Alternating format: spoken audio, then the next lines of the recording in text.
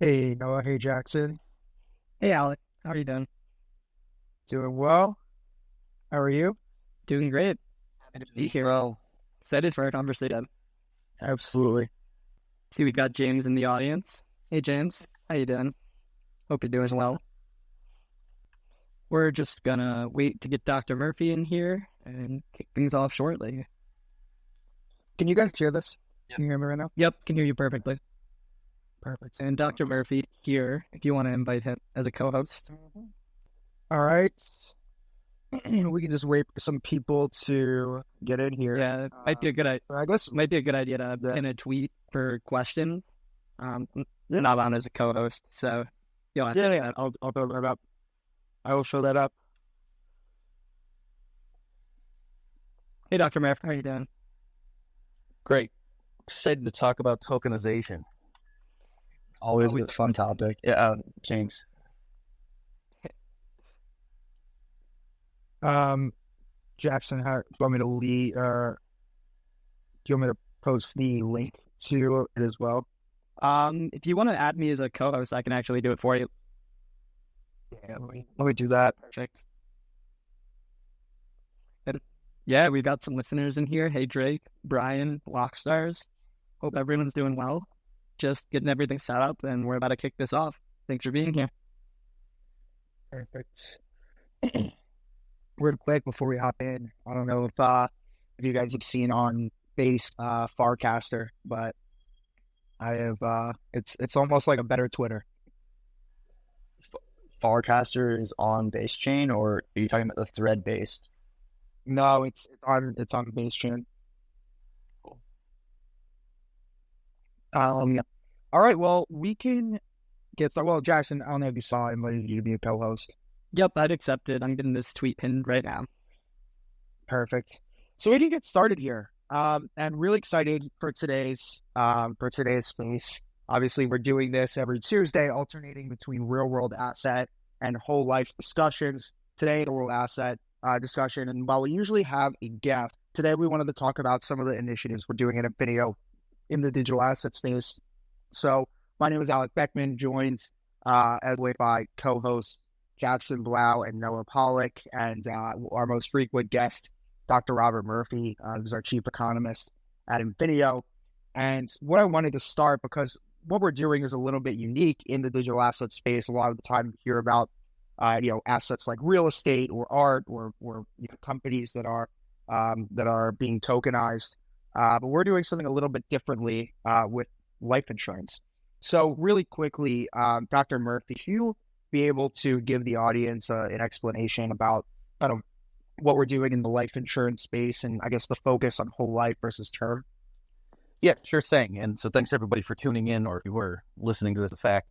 So, Alec mentioned that what we do is we sort of alternate with these Twitter spaces or X spaces, where one week we do focusing on the mechanics of whole life insurance, how you can use that for cash flow management.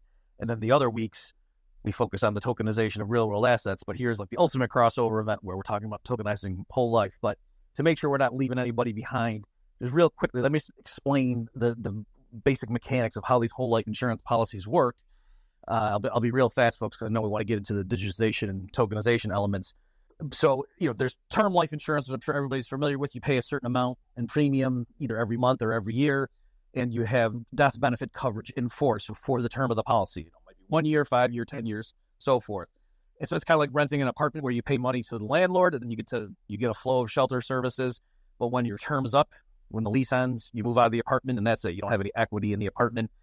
Whereas, like if you buy a house with a mortgage, then every mortgage payment, you're not only getting the flow of shelter services from your house, if you want to think of it that way, but you're also gaining equity in the property. And so with a whole life policy, as the term suggests, it's enforced your whole life. And so as long as you keep making the contractual premium payments, you're not going to have the coverage dropped.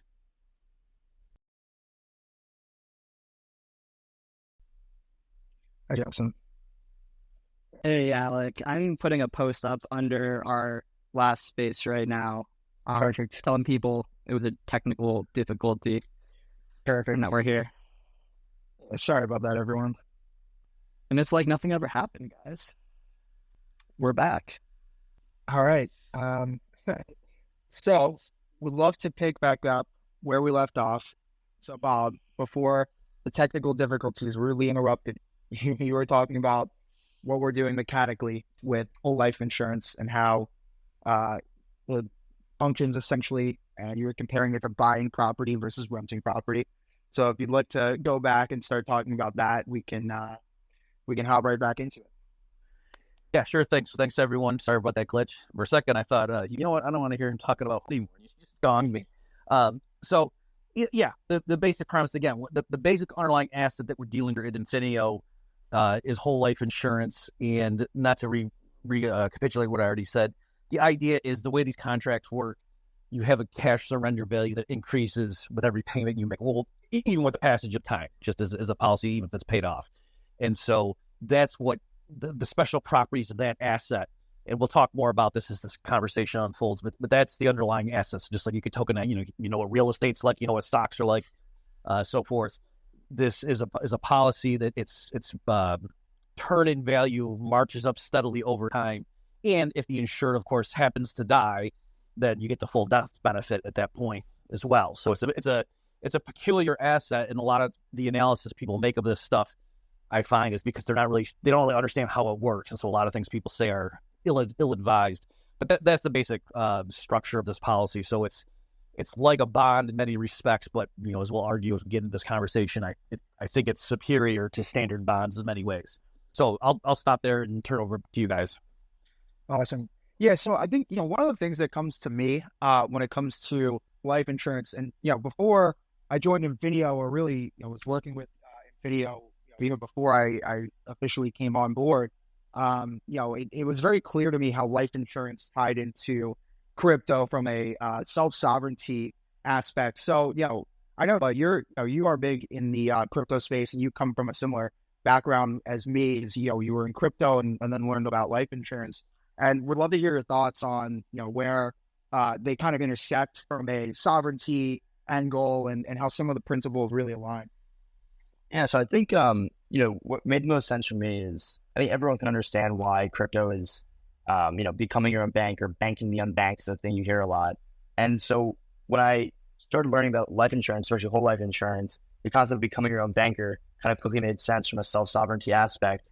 Like, the idea is that with crypto, giving people access on their funds where they wouldn't be able to because of government restrictions or bad money or whatever. But then with whole life insurance, right, you can then use your money like a bank would, right? So the combining the two really just is like the ultimate way of being independent, from like the traditional banking systems, both in the type of money you're using and the way your money's controlled. So that's kind of how I understood it, and I think a lot of people in the crypto space, as myself and some other people at Infineo, kind of work backwards from understanding blockchain and crypto, and then why that makes sense with life insurance instead of the other way around. Sure thing. Yeah, I'll jump in for a second. So I know that our CTO, Zuhair Rashid, that was actually how he got into this. That might just help some people get their foot in the door here, where he had been used to staking, various tokens and whatnot from the crypto world, and understood that concept. And then when our CEO, Cole Snell, explained how whole life works, how, yes, you're making premium payments and you're building up cash value, and you can borrow against that. And, if you need money, and the insurance company is lending you money with the underlying cash surrender value serving as collateral, and all that stuff really clicked with Zuhair, and that's what intrigued him and got him to start working for us. So yes, that I'm happy to hear, or interested to hear you guys give it from your vantage points as well. But because I'm obviously coming at this from the whole life world, and getting more into the crypto element. But yeah, that's Zuhair came in from the other way around. That he was a rising star in that world, and then just learned about whole life and saw the affinities. At least for me, I definitely can't say I was like Zuhair. Definitely was not a rising star in the crypto world, but I definitely did not have an understanding of whole life insurance. I came from a previous position with Alec Beckman, where we worked directly on digital assets. And I've been working in this space for a couple of years now, and I've always been really enthralled by alternative investments, really because of the ability to take control of your finances and kind of escape the whole rat race, as people like to say. And so, at least for me, this thread of sovereignty in crypto and whole life insurance is really just about taking control of your finances and setting yourself up for financial freedom in the future. And I feel like people that come from both backgrounds, people that are more digital asset native and life insurance, can both say that they're both kind of motivated by financial freedom. And so that was, at least for me, what led me to really getting whole life insurance. Perfect. Yeah. And similar story for me. I heard about life insurance and not just sovereignty, but things like scarcity, and, supply and demand, and, getting outside of traditional, banking and government systems. It really spoke to me as well. So it's nice to hear that I wasn't alone in that. So one thing I'd like to transition to. Well, hey, Alec, before you move on, can I just jump in on that? Let me just, because it's interesting how, Jackson, you said that. So when I was first in the space of, whole life insurance and the Nelson Nash, of course, and this becoming your own banker, and that, so there was definitely a demographic of people who did not trust conventional banks and did not like Wall Street. And that part of the appeal of, why would I want to put a large fraction of my wealth into one or more whole life policies, particularly if they were designed for rapid cash accumulation. And that was the idea, that it was, it had a lot of, it was uncorrelated with the stock market. So if you were worried about volatility, and then also it didn't have the constraints that the standard 401ks, if you're in the US, and, the analogous programs up in Canada would have, where you put your money in, and like in the US, until you're 59 and a half, you can't take it out unless there's a big penalty. So the idea was here, it's giving you control. You're not like handing your money over to other people and they're going to take care of it for you. And then, hey, when you're retired, you can finally start using, quote, your money again. So that was part of the appeal of it, which of course is also, I'm also had a foot in the Bitcoin world, and especially in the early days with like the, cypherpunk kind of mentality, like that was Bitcoin, was that, hey, this is completely independent of central banks, and people who don't like the system or the establishment can get into this. So anyway, here I'm just talking about like more sociological factors, but there is a lot of overlap between the type of people who find the promise of these asset classes very appealing. I completely resonate with that, Dr. Murphy, and something that I feel really influenced kind of how I came to understand whole life insurance and really be interested in it, and not just whole life insurance, kind of how you were hitting on wanting to get away from traditional systems, is at least I feel like a lot of retail investors, similar to me, started to invest around the big crash after COVID when stock prices were at all-time lows. And so you could throw money at a wall and make it stick. And people for a while got unrealistic expectations of returns, and we're kind of coming back to equilibrium now, where people are looking for ways to make returns outside of the traditional financial system. And so I think that our conversation today is really going to hit on that. And so I'm really excited, and thank you for adding that additional context. Great. So I'd love to transition and just talk about some of the Web3 initiatives that we're working on at Infineo and how we're bringing life insurance into the blockchain and Web3 ecosystem. So what we're starting with is, and really it's a natural progression to get to kind of where we'll end at. But where we're starting with is what's called our policy ledger. And one of the interesting things about life insurance is that this is a, very, like, one of the most analog industries that I've ever seen. There's a joke that our CEO Cole Snell tells about how the biggest technological advancement in the past 100 years for life insurance is around adding DocuSign, and the only reason that they did that was because of COVID. And it's a very wet ink, paper-based industry. So one of the issues that we've seen, and Doc, I'd actually love if you could talk about the stranded death benefit problem. But one of the issues is there's billions of dollars in the U.S. that is essentially sitting out there of unclaimed death benefit of people who, because it's such a paper-based industry, there are beneficiaries who are entitled to claim on death benefit that either don't know or don't have a way to actually claim that. So one thing we've created is what we're calling our policy ledger, and it's really a way for people to just digitize their policies so they can interact with third parties like a beneficiary. So this problem will go away. But Dr. Murphy, if you'd like to expand upon the policy ledger aspect and stranded death benefit, that'd be great. Yeah, sure thing. So as Alex suggested, there's this thing called the stranded death benefit, and the idea is, someone's got a life insurance policy and say, yep, I got $300,000 on myself, and my beneficiaries are my two kids. And then what if the kids either, you never told them about it, or they, the person dies and it's the affairs are not kept in well order and so forth, and just the kids never go and present themselves a life insurance company, or it's just my estate, and that the executor can't figure out who is owed the money, whatever the reason may be. But there are, as Alex said, there's billions of dollars right now in unclaimed death benefit. And so my understanding is the insurance company, it's not like they just sit on the money, because actually maybe they don't go out of their way to try to get in touch with somebody and they like it like that. But no, I think it's like handed over to some, the government in some capacity. I'm not sure at which level, it might vary by jurisdiction, but it's not the insurance company gets to keep it. It's not theirs. They owe it to someone, but yet it's unclaimed, right? The actual recipient cannot be located.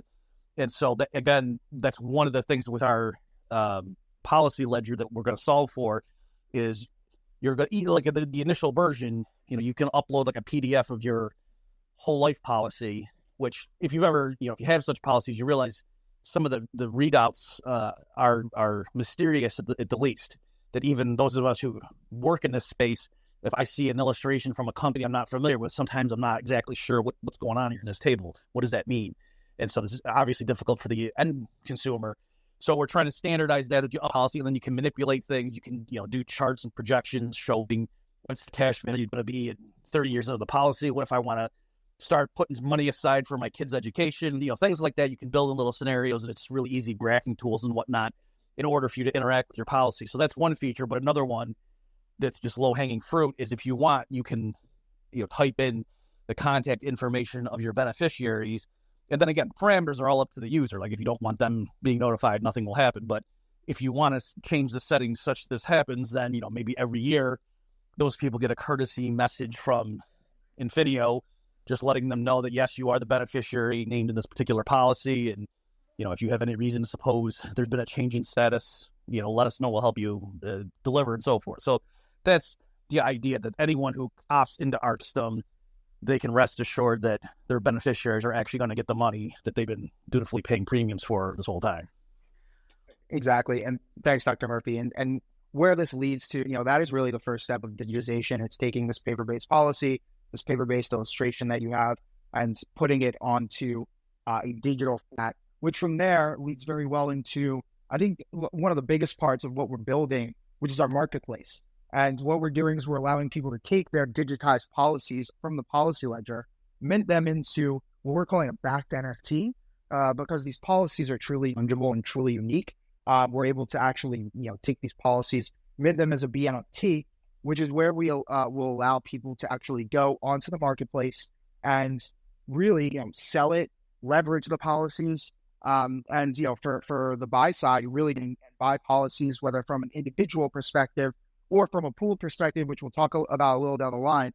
But, right back to you, Dr. Murphy, if you could talk a little bit about the surrender market and just the opportunity that's there, because a lot of people don't even realize that life insurance is treated as property, which there's a lot of case law around. And so they don't even know that they can go out and sell it. And a lot of people assume the only form of equity besides a policy loan is to actually go and surrender it back to the carrier. So, Dr. Murphy, any insight you can give on how this works and would work differently using our marketplace, I think that'd be great. Yeah, sure thing. So I'll try to keep some high-level remarks here so as not to monopolize the discussion. So, yeah, in the U.S., I think it goes back to 1911. There was a Supreme Court case. What had happened is some guy, he had a life insurance policy, and then he was short on cash, and he needed a medical procedure. And so he signed over his policy to the doctor, something like that. And then, later the guy died, and then the insurance company didn't want to pay the benefit to the doctor. So they say, no, you weren't the owner of this policy. It was this other guy. And so, of course, the doctor appealed. It went all the way to the Supreme Court, and they ruled that, this is your property. That if you have a life insurance policy, it's your property. And one of the attributes of property is you have the right to sell it to somebody else. So to be clear, some random can't take out a life insurance policy fresh on you as a stranger because they don't have an insurable interest in you. Right? They can't just start paying premiums and then get a death benefit if you happen to die. You can imagine why that would not be a good situation. That might lead to bad incentives, as economists would say. But the idea was if you have a policy, on yourself or somebody that you do have an insurable interest in, and then for whatever reason, you no longer want to maintain ownership and want to sell it to someone else for, consideration, that you have the ability to vet and decide, do I want, am I comfortable transferring the policy to this person over here?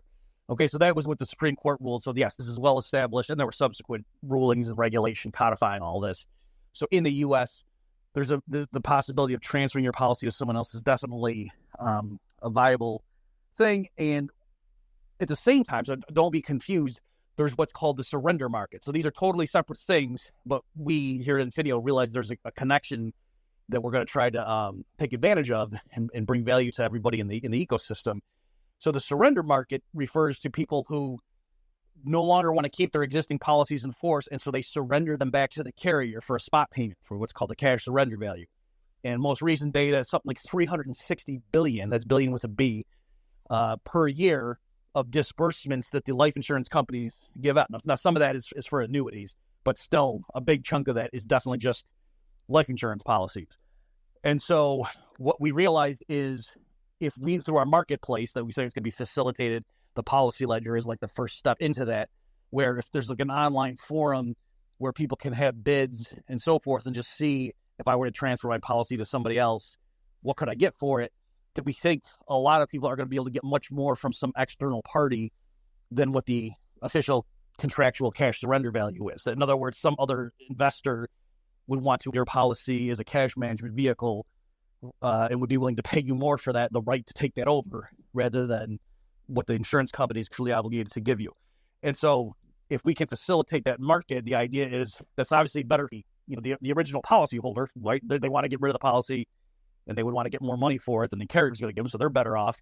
It's better for the outside investor. We're giving them a way to gain access to this asset class, perhaps skipping years of the upfront drag when whole life policies don't perform very well, right? Like if you buy some policies 6 years old and the owner wants to surrender it, now, the external investor could come in and take over ownership, continue to make the premium payments and so on, and enjoy the internal rate of return from year 6 forward, right? So if you just get, facilitating that is a huge advantage in terms of owning these things as an asset class, but also it benefits the carriers, right? So traditionally, life insurance companies are very hesitant to encourage people to engage in what's called life settlement transactions. Like somebody gets cancer and, they have $1 million death benefit on their policy, but they really need cash right now. And so, maybe some other party comes up and gives them whatever, $400,000, and then they hold the policy thinking this person is terminally ill. So that's what people normally mean when they say life settlements. And there is an industry of that in the United States right now, several $100 million.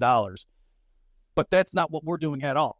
The kind of policies that we're interested in are the ones that had perhaps decades still of, runway in them. Because again, we're interested in the cash management features of these policies. And so those are exactly the kind of policies that the carriers want to stay in force. They don't want people surrendering them in and getting the cash. They want to keep them in force so they don't have to, number one, make the cash surrender payout, but also they continue to get premiums. So as we've been talking to various players in this ecosystem and explain more about what we're doing, they sort of like, oh yeah, that is great. Okay, well, good luck with that, guys. I hope you can pull that off. So that's where we are. We think it's going to be a win-win-win. Yeah, and Dr. Murphy, that seriously is what's really clicked for me about Infineo and why I think we've got such a bright future, is that it's such a win-win scenario for all the key parties in the life insurance industry. How you spoke to less being surrendered because of Infineo, there's one piece that we didn't specifically highlight yet that I'd love to speak to. I speak to people all the time who actually have whole life insurance policies in force who have no idea that they can actually use the cash surrender value for policy loans and take out loans against their policies so that they have almost instantaneous liquidity. And the reason I say almost instantaneous is because right now there still is a little bit of a delay, like ACH processes and just approvals, even though they're very light because it's collateralized by your cash. But I think it's so interesting what we're doing at Infineo, educating more people on policy loans and also trying to provide better lending using blockchain. And through blockchain, we'll be able to provide lending by engaging with different DeFi protocols, be able to better collateralize these policies and provide better terms for these loans, which will also in turn provide instantaneous payment to the borrower, which is right now unseen anywhere in the industry. And so I really think it's something incredibly interesting. We're doing an infineo on the lending side of the marketplace. I don't know if Dr. Murphy or Noah, you guys have anything to say what we're doing with the leverage component of the marketplace. At least for me, that's a really big piece of what we're doing about the instantaneous loans. Yeah, I'll say something faster than Noah if you want to jump into. Right. So as it is right now, that is one of the huge advantages of a whole life policy. And of course, that's the whole underpinning of us, say, using it as a cash management vehicle. Very quickly, for people who aren't familiar with it, the idea of borrowing against an asset, that's pretty standard. Hey, you can take out a home equity loan, with your house or as a collateral, but there, the bank's going to run your credit. They're going to want to know what you're using the money for. They're going to want to pay a little bit. They might check your income, because if you default, they ultimately have to kick you out of your house and foreclose and then, pay them. So that's a huge hassle. They don't want to do that. The real estate market might crash in the interim, even if it's collateralized. Whereas with the whole life policy, it's the underlying cash surrender value that's the collateral. The carrier itself is guaranteeing that. And so that's why when you request a policy loan, it's very fast. Like the turnaround might be 48 hours, something like that, before it hits your account. Having said that, you're right, Jackson, that in practice, sometimes the carriers are slow to process it. They've got humans there doing it, and they're not a bank, they're a life insurance company. So this is just like a little feature on the side. And as you say, with the conventional banking system, it might take time for the money to hit your account. So yes, ultimately, that's part of what we want to make available to our customers, is that if you do opt to tokenize your policy by creating an FT, as you guys discussed earlier, that it'd be easy for you to pledge that as collateral, and then we will facilitate lenders who are familiar with this asset class, that they can lend to you on better terms than the carrier would, basically. And the money's going to hit it can happen on the weekend if it's all done on the blockchain, that kind of stuff. So that's just one of the things that we have in mind for how we're going to revolutionize this space.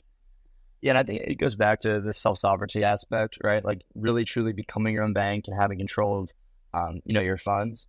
Like I shouldn't be able to get an instantaneous loan on any asset, let alone, something as stable and as good of an asset as whole life insurance.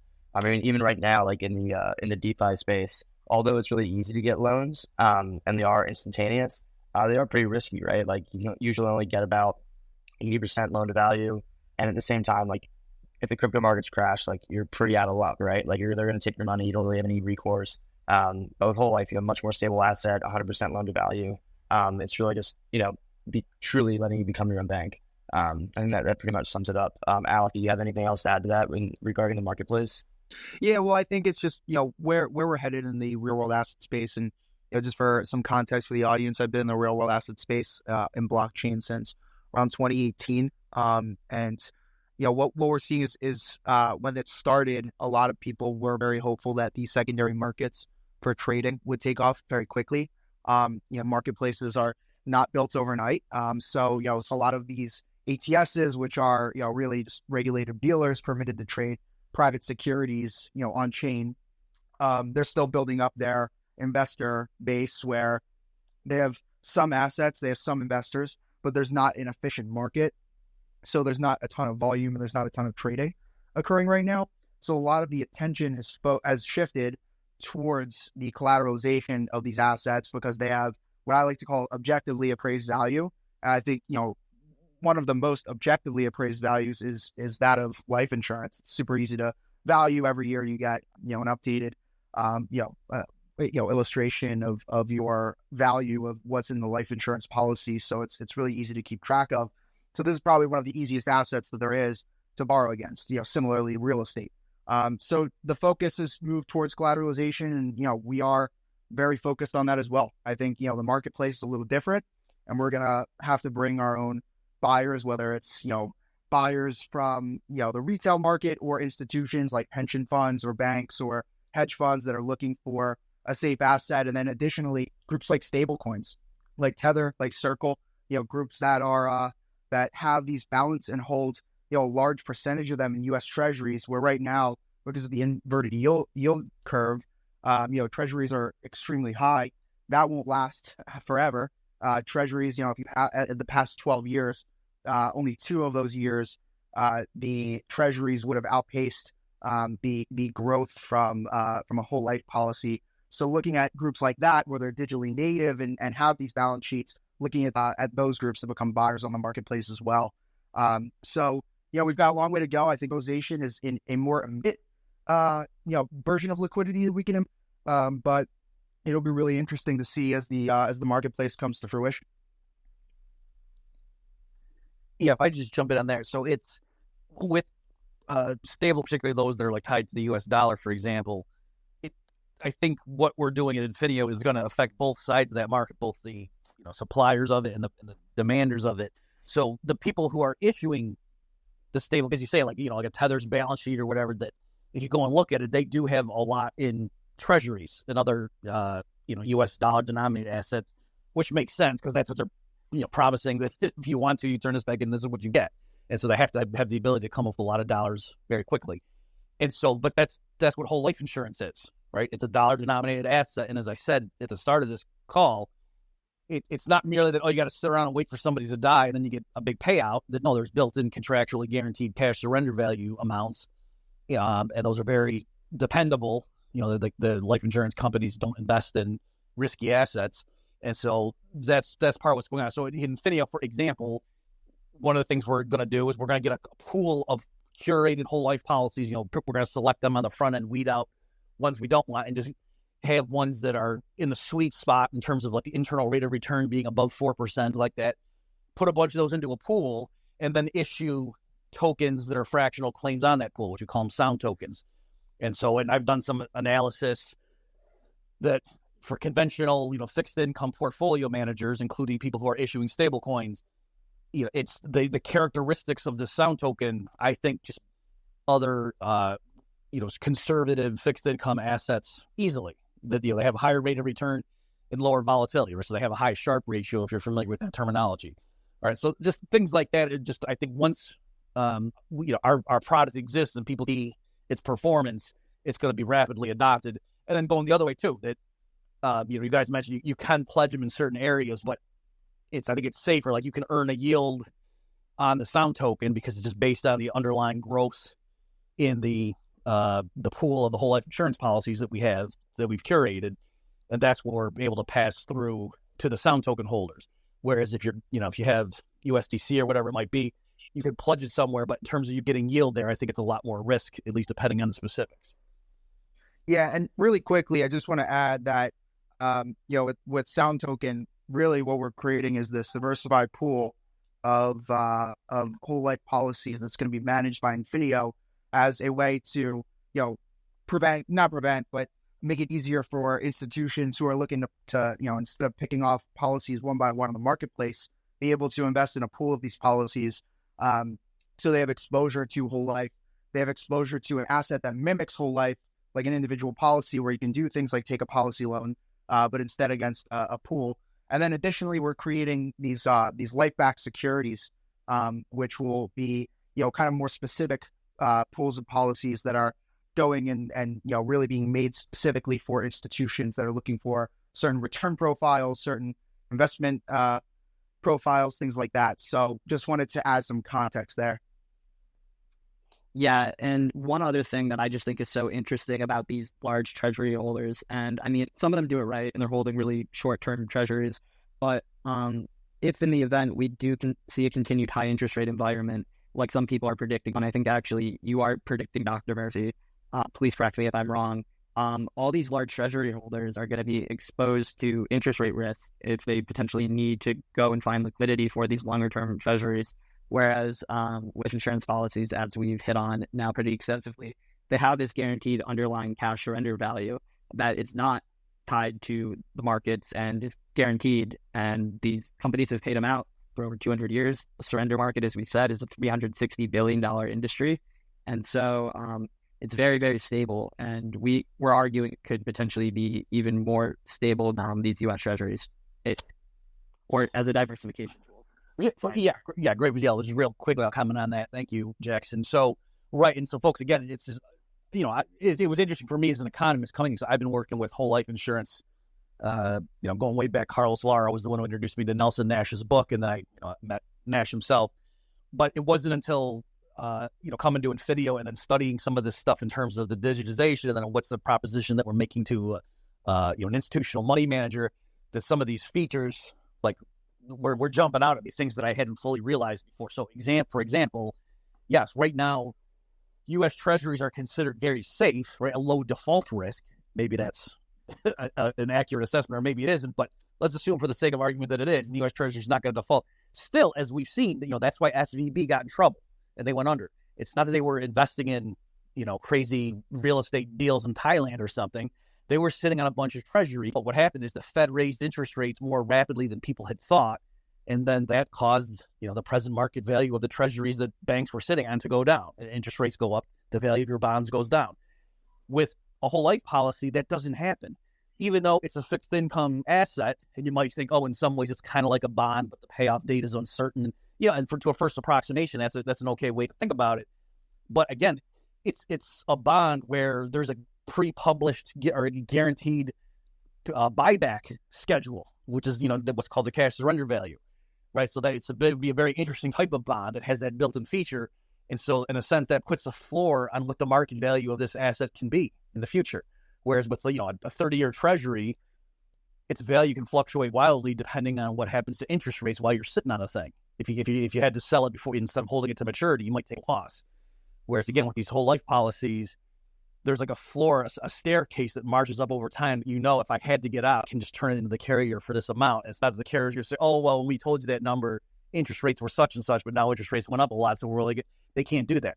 So again, among other nice features of these things is there's really not interest rate risk in that respect.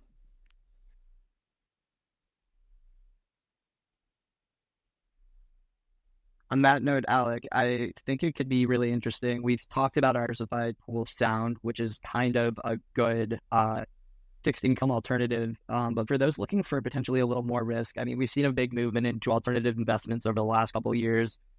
People talk about them all the time. The real estate market is insane right now, and people are looking for places to park their money that aren't necessarily in fixed income also. And it could be interesting to talk about our Fback Security strategy here. Yeah, absolutely. And, Dr. Murphy, actually, I'll pass it off to you if you want to talk about the Fback Securities. I'm happy to. But I think that you can probably say a lot more than I could. Okay, sure. So the term, like I'm sure everyone's familiar with what a mortgage-backed security is, MBS, right? The people take a bunch of mortgages, they put them into a pool, and then they slice and dice them, giving different risk-reward characteristics to the investors who want to, that's what they're interested in. So, analogously, we can create Fback security. So one of them would be the sound token, like we just talked about, which is a pretty plain vanilla, just grab a bunch of whole life policies, put them into a special vehicle, and then issue tokens that are digital fractional claims on the underlying cash surrender value of the aggregate. And so every year, the cash surrender value of all the policies goes up. And so you figure out what the aggregate increase is. There's a death, then depending on the structure that, that money goes into in terms of like the cash, and then we use it to maybe go buy more policies and so forth. And, that's that's a very straightforward application, but there could be other possibilities too that we're just exploring here. Like there could be a pool of whole life policies, and maybe one group of investors, all they want is access to the growth in the cash surrender value. But maybe some other group, they say, oh, we want to have higher, the possibility of higher expected returns, but we understand there's more risk involved. And so maybe what they're getting is if whenever there's a death, for a policy in the pool, then maybe the cash portion, whatever the cash surrender value was at the moment of the mortality, that money goes into the pool for the cash investors, the people who just care about the cash surrender value. But then maybe the excess, from the death benefit minus what the cash surrender value was, that goes to this other group. So the idea would be that, the payouts to that other group it's either nothing or fire hose. And, and so it's got just a whole different risk profile. So there's all kinds of things like that if the underlying asset isn't mortgages, but instead is whole life insurance. But an important difference between using mortgages and this is that in the mortgage market, one of the big factors is the particular homeowner that this particular mortgage is tied to, are they going to keep making their mortgage payments every month? That's the real big, whereas with whole life policy, since it's issued by the carrier, it's much more certain that the basic policy itself is going to remain valid as long as the custodian keeps making the premium payments, which in this case, infineo or subsidiaries. So that's just the general idea of what we're embarking on here. Perfect. So I want to wrap this up because we're getting close to the hour. But I think, we've had a really good discussion around a lot of our Web3 initiatives and what we're doing and how it ties into whole life. I think we would make the argument as a company and as individuals on behalf of the company that this is one of the best, if not the best, that you can implement blockchain solutions for real world assets. We've seen, I know personally, I've worked on a ton of real estate deals in the real world asset blockchain space. I've worked on some art deals, some private equity deals, and I've never seen anything that flows quite as well as whole life insurance. So I think what I'd encourage people to do is we've got a number of different, resources, assets that can be used to learn more about what we're doing. I'd start with the podcast that Dr. Murphy does. And Bob, will you quickly talk about your podcast a little bit and just where people can find it and what the purpose of it is? Sure. So it's at infineo.ai is where our main page, and you can see podcast is one of the top things on the bar there. It's a weekly podcast. It's called Infi, and that's sort of a play on words. It has to do with Infineo, but it's like DeFi, but it's not quite the same thing. So lots of different things for that term. And it's Infi, the future of finance. So every week I have somebody intimately related with some area of what we're doing here at Infineo. So it might be somebody who's an expert on blockchain. We've had several people who are experts on AI in recent episodes, because that's a big component too of what we're doing here at Infineo. For people who never heard this, we're thinking of ourselves as a tech company that is engaged in applications of the financial sector. It's not that we're a life insurance company. It's not that we're even a finance company or a financial sector. We're a tech company that we're using blockchain and AI in order to right now revolutionize life insurance. So and of course, we also have people talking about life insurance, things like that. So that's kind of what we do on the podcast. But I do try to go get guests that obviously they know what they're talking about, but that are interesting characters in order to make it for a lively conversation. Awesome. And, again, everyone, thank you so much for joining us. This has, I think, been a really great discussion. It's, we often talk to a lot of groups about their projects. We have yet on this space been able to talk about Infineo. So it was really nice to, again, if you want to learn more, the M5 podcast is a great place to learn. We have a ton of other resources at infineo.ai. And, if you ever want to reach out, my name is Alec Beckman. I'm our Director of Business Development. You can reach me at alec.beckman at infineo.ai. Also joined every single week by my co-hosts, Jackson Blau and Noah Pollack. Thanks, Bob, for joining us, Dr. Robert Murphy. We'll be doing this every Tuesday. Next Tuesday, we have a space that's focused in whole life. Again, we are alternating every single week with the whole life and real world asset space. This one was the real world asset space. We will be back in 2 weeks with our partners over at the Provenance blockchain, which we're really excited about. Thank you again for joining us, and please reach out if you have any more questions.